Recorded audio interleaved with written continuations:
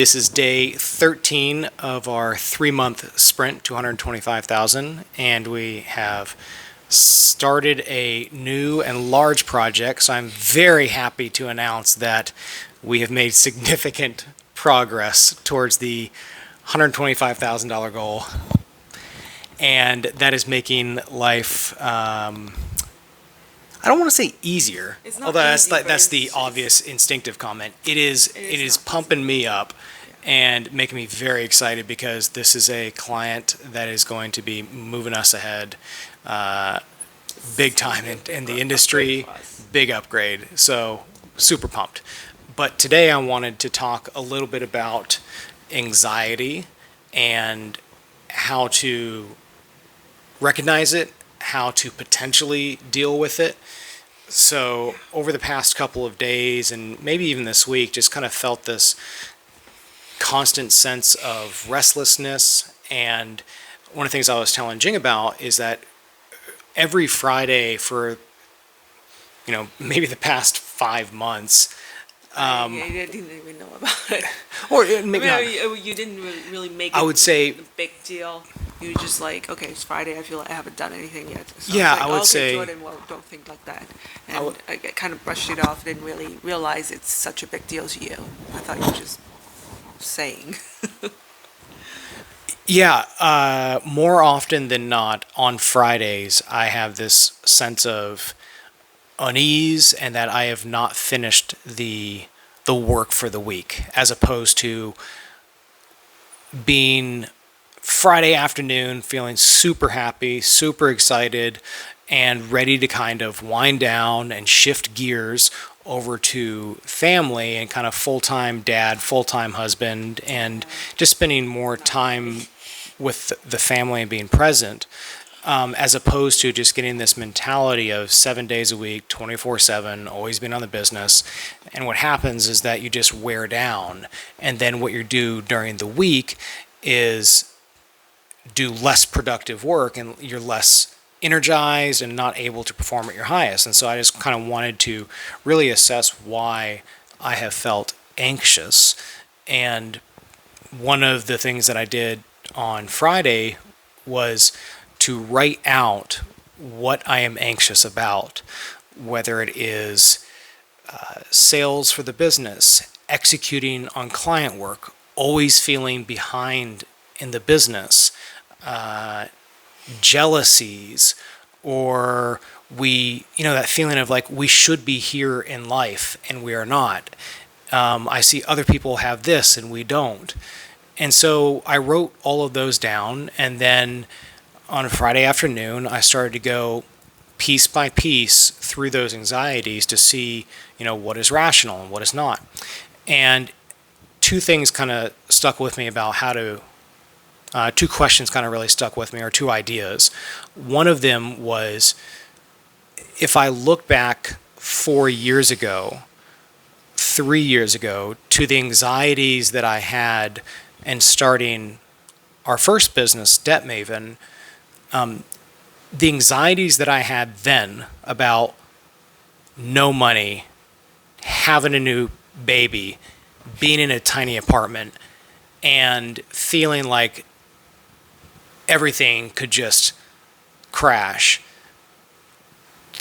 2 years later, 3 years later, 4 years later, those anxieties, for the most part, were really unfounded, and we just fought through it. And we found a way to get through it with our family, with friends, with people in our professional network, and you just find a way to do it. So that thought of what are we feeling now, and in 2 to 4 years from now, what will we think of those anxieties, was comforting. And another thing which I read, and I forget the name of the book and the author, but the person suggested to imagine that you have all these emotions that come to your front door, positive and negative emotions, and you treat those emotions as individual guests that come into your house. And each guest, positive or negative, that comes into your house, you sit down in their living room, you give them a coffee or a drink or whatever, and you treat that emotion as a guest, and you just kind of ask them questions like fear. So, fear welcomed my house and just want to know, like, what's your objective? What are you trying to get out of this? And fear says to you, well, I'm here to say that you should feel bad because your business is going to fail. Your family is going to get sick, whatever that fear may be. And then you kind of go back and you reply back to that emotion, fear, saying, well, fear, like, I've been in a really tough situation before, and that was 4 years ago, and and we did get through that. And so I actually have some data that says that what you're trying to tell me is very unlikely to happen. It's a very low probability event. I'm not saying it can't happen, it's just low probability. And then you just kind of use that thought process through the different emotions that you're feeling.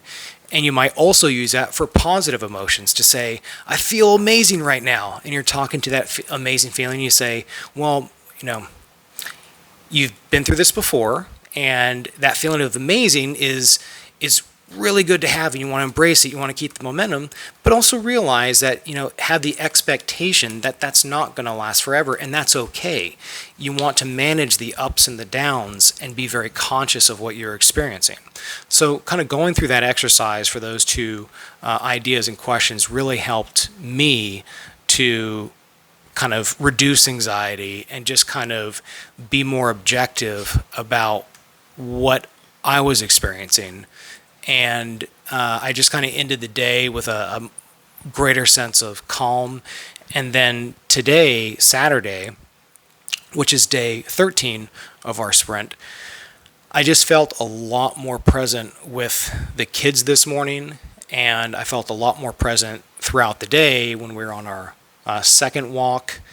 And just felt like I was much more available and a quality family member.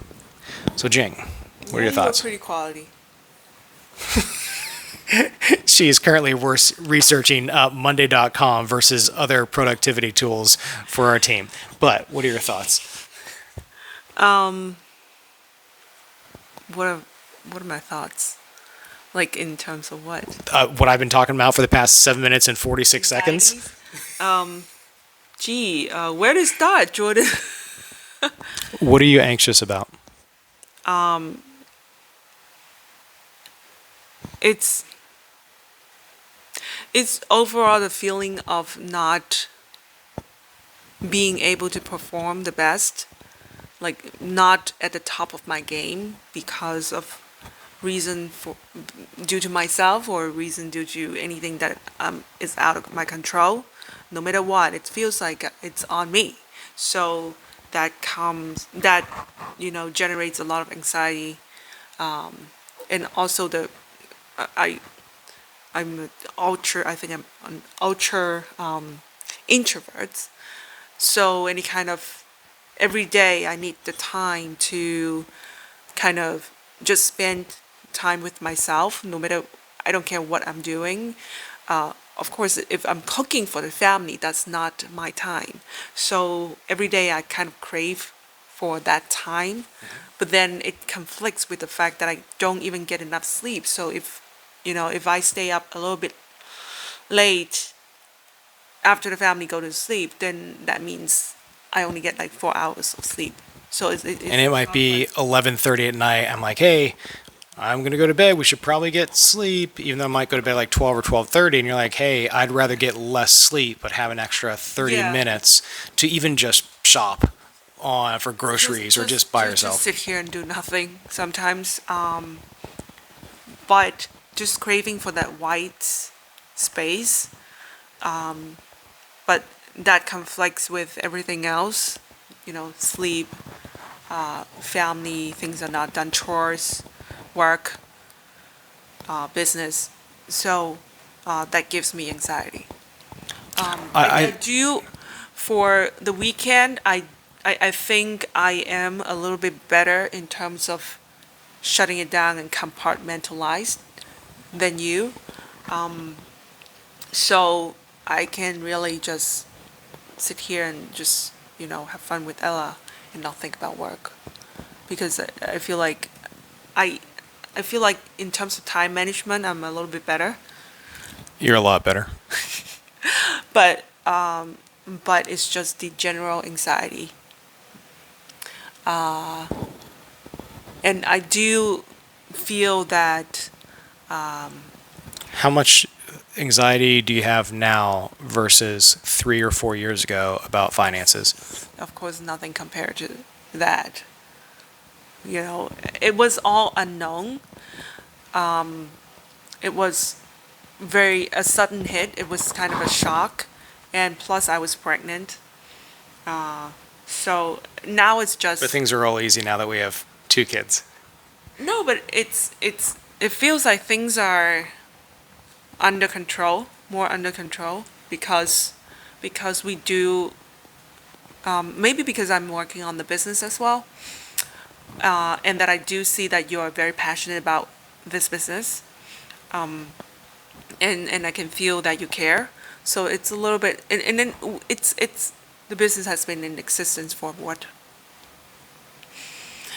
July 20 months. yeah. So we know what to expect. Yeah.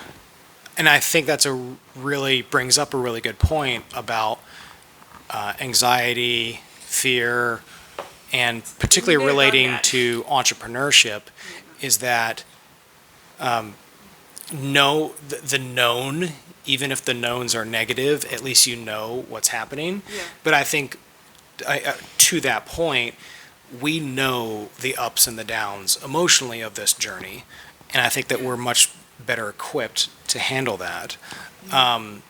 So, yeah, I think with your anxiety around performance, practically speaking, you're, being split in 2 different directions, and on top of that, Yeah. we are developing a business, we are developing services, as opposed to us coming from the agency world for 10 years and knowing everything that figure we're out doing. Everything. Yeah, it's in addition to just starting a small business, we are developing as professionals in this industry. Now, on the big upside, we love what we do. We're getting positive feedback from the people we provide it for, and the business is growing. And I think this month of revenue is the biggest we've done maybe in the past 4 months combined or something. Probably. So it's, things are going well. So I think it's, you have to view your email address. I don't know. So overall, I just want to kind of talk about anxiety and what we're experiencing today on day 13. And that is it for me tonight. Goodbye.